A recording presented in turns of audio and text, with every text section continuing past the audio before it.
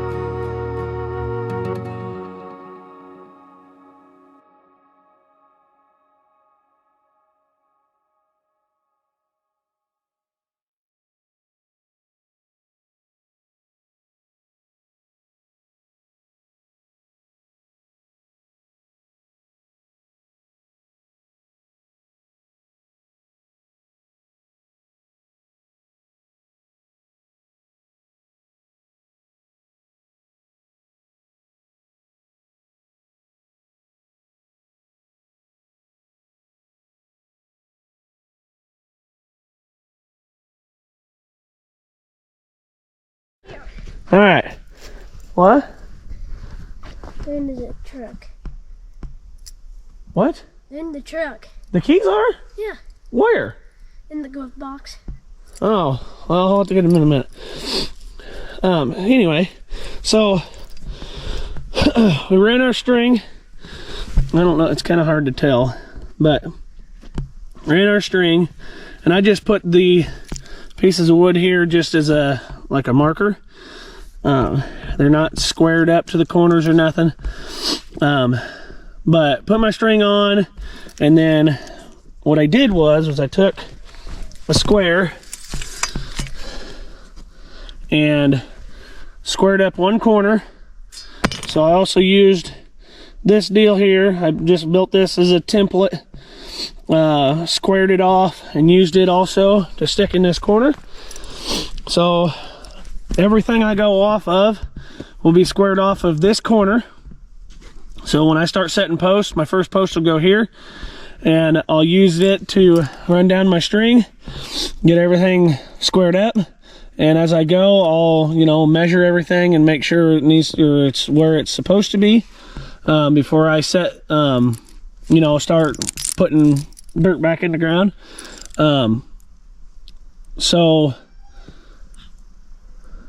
This is just give me a rough idea where my holes need to be. So that way, I can drill my holes, and then I can get my posts set where they're gonna go, roughly, and then like I say, I can do my measurements from there and get everything squared up from side to side, front to back. And then, as you've seen, we measured from this corner to that corner, and then from that corner to this corner. So when I redo or what's going on here? When I check all that, again, when I set my post, then I have at least a guide to go off of to be able to square up everything else. But I'm gonna mark it as much as I can, because I don't know when I'm gonna be able to come out and start digging holes, because that's the next step. I'm waiting on some stuff for the tractor. I had to order they call them dummy plugs for the hydraulics in the back of the tractor. I have to put those in to be able to run my 3-point. So I'm waiting on those to get here, and when those get here, I can swap out my hydraulics and stuff. Then I can put my 3-point auger on and get it all set up and get it going, because once I get that done, then I can drill my holes. So I don't know how long that's going to be. Just kind of rough did this, so I've got an idea of where everything's going to be at.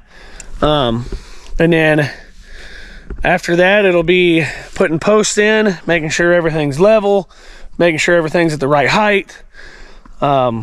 Because I mean, my ground's somewhat level. It's not perfectly level, but as long as my building's level, and I've got my bottom baseboards level and my top boards level, everything should be, you know, the building should be basically level. And then later on, I can come in and move dirt around and stuff and level it out for when I do concrete, because I'm gonna have to dig some stuff anyway for pipes and whatnot for bathroom and, you know, whatever's.